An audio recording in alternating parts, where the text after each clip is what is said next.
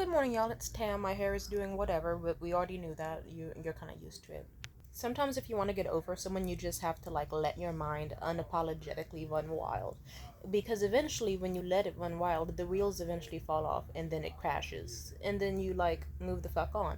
Like, for example, I remember when I was just fuck buddies with Morgan and then it got weird. He was a rebound after I broke up with my ex, Liam.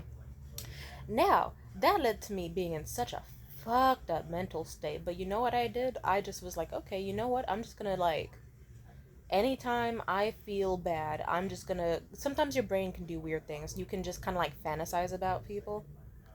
Sorry, I'm trying not to get too esoteric in this video. I can't tell you about tulpas unless you want to talk about tulpas. I can explain what those are. But otherwise, let's just say you can daydream about like the ideal person in your mind, or just have daydreams in general. And so sometimes if I was getting over a nigga, I'd be like, okay, you know what?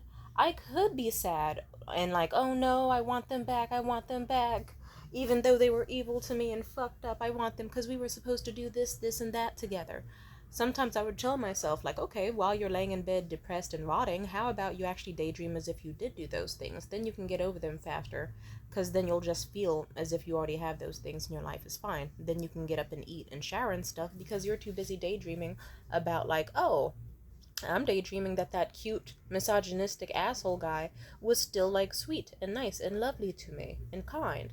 And that he actually did take me to French Laundry in the opera, and that we did have a wonderful time. You can get as sappy as you want. You can daydream him helping you out in the most ushy-gushy, mushy, lovey-dovey situations ever. Just smut and fluff everywhere. Like, you could be like, oh, what if, like, we were married and they said some touching words at the altar? What if we were at a romantic candlelit dinner and they read me an amazing poem talking all about everything they adored about me? Yada, yada, yada. And if that's what gets you to sleep at night or wake up in the morning and feel alive and happy and not totally fucking miserable, then frankly, good for fucking you. And then, funny enough, your brain eventually gets the fuck over it. Because then, either one, you'll lay in bed and you'll be like, why am I just nonstop thinking about a nigga when I could just find this version of a nigga in real life? And you move on.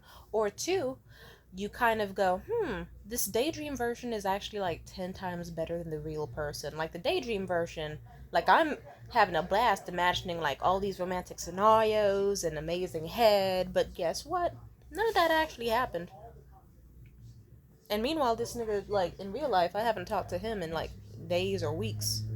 And he was a massive raging misogynist last time we met up. So why was I tripping off this guy again? I don't know, but I'm not tripping off him no more. The version of him that I like doesn't exist, so I don't even have to, like, yeah. I don't know, like, imagine you made your own, like, imagine you were obsessed with a movie, and then you made your own, like, script and artwork based off of the original one that was so good that now you can't look at the original draft that you took like concept from because you're just like, ah, fuck, ooh, I forgot that the original isn't the greatest. The final draft that I made is perfection. Sometimes you gotta do uncouth things to get over niggas.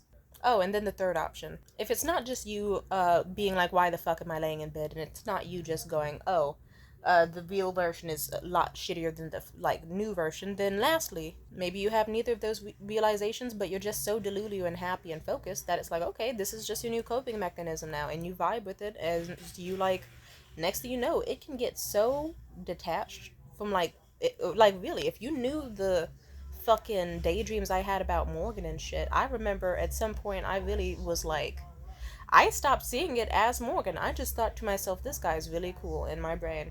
And he's nice and he gives me advice and shit. And if you're like, that sounds insane, well, that's what a tulpa is, and I will tell you about that later, or do some Google. Reddit is free, ChatGPT can tell you more.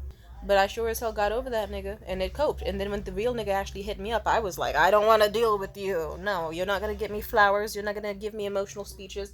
Until they actually did. Funny enough, then I gave Morgan a chance. And then over time, through a lot of hell, he did eventually become the guy I wanted. But even then, I probably should have just not dated that guy at all and just went, fuck it. That's probably just like chocolate that secretly has poison on the inside. I'm not trying to deal with him. Let's stick to the tulpa. And I stuck with the tulpa. Anyway, I highly recommend this. Because then, like, it's like, some people do weird coping mechanisms when they break up. They fall into alcoholism, sex addiction, overeating, self-harming, running the miles for fun. A lot of psychopathic shit. And, you know, not all of us can, like, commit crimes or, like, read a bunch of manipulation tactic books. Because, you know, we want to be sane, healthy people. So the sanest thing you can do is maybe lose your mind for just a little bit. Like, you know what? If you need a few months where you just picture that this guy is still in your life and that he's treating you the best way he absolutely can so that you can keep functioning and not blowing up his phone, kudos to you. Good night.